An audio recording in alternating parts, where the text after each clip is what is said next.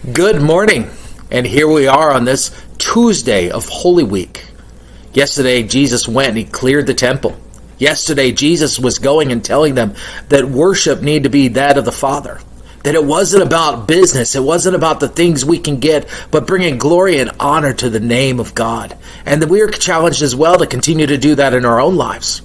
Jesus used Tuesday, or shall we say Holy Tuesday, a Tuesday that's set apart from any other Tuesday. He used it as a day to teach. Now, the way he taught was in different styles so that it reached different people. You see, in our church, one of my favorite things to do during the sermon is that of a children's sermon. What's a children's sermon? It's a basic object talk for the children, using an object to get a message across to those that are listening. But I've often discovered that the listeners aren't just the children, but there as well the others, adults in the congregation, who are listening to see what the message is about through an object, something that they're going to be able to grasp and something they're going to see that's going to help them to remember. You see, Jesus did this with that of a fig tree. You see, in Matthew 21, 19 through 22, he saw a fig tree while on the road. He went up to the fig tree and found nothing on it except leaves. And then he said to it, "May you never bear fruit again." And guess what happened to that tree? Immediately, that tree withered. And that tree, well, it never bared fruit again. You see, that's the message right there in itself.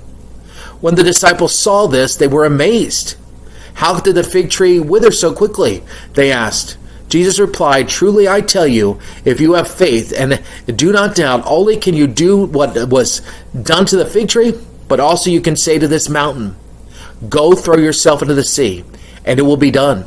If you believe, you will receive whatever you ask for in prayer in the name of Jesus Christ." As long as it's in His will, as long as it's in His plan. You see, friends, maybe you're facing mountains in your life today. Maybe you're facing areas where things seem overwhelming. Things may seem difficult. But you know, Jesus Christ has told us through the example of the illustration of that of the fig tree, that we're called to have faith.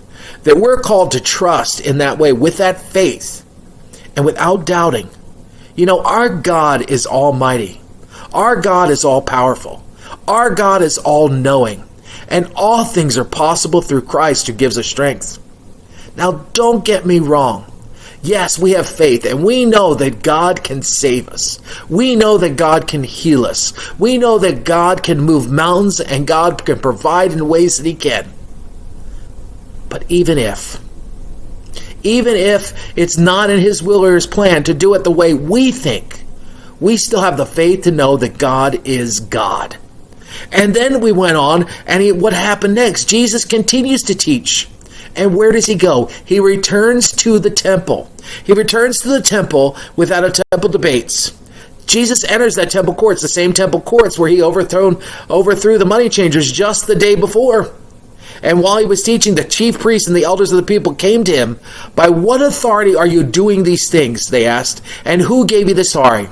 Jesus said, "I will ask you one question. If you answer me, I will tell you by what authority I am driving these things. John's baptism, where did it come from? Was it from heaven, or did human origin?" They discussed it among themselves and said, "If we say from heaven," He will say, "then why don't you believe Him? But if we say of human origin, we are afraid of the people, for they all held John as a prophet." So they answered Jesus, "We don't know." Then He said, "Neither will I tell you by what authority I am doing these things." Jesus knew that they were trying to trap Him.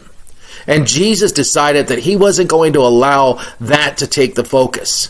Jesus' focus was on that of showing the coming of the Messiah, giving the opportunity for that of deliverance. And as we continue to see, we begin to see those things in our lives. But I ask you this day, are you willing to believe? Are you willing to allow God with faith, with no doubt, to be able to handle those mountains in your life? And in the midst of that, who do you say Jesus is? Where do you say Jesus comes from? I firmly believe He comes from the Father. And because of that, we have life. Are you willing to listen to His teachings and accept those teachings in His life?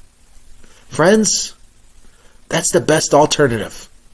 That's the answer to all the questions. Jesus said, I am the way, the truth, and the life. No one comes to the Father except through me.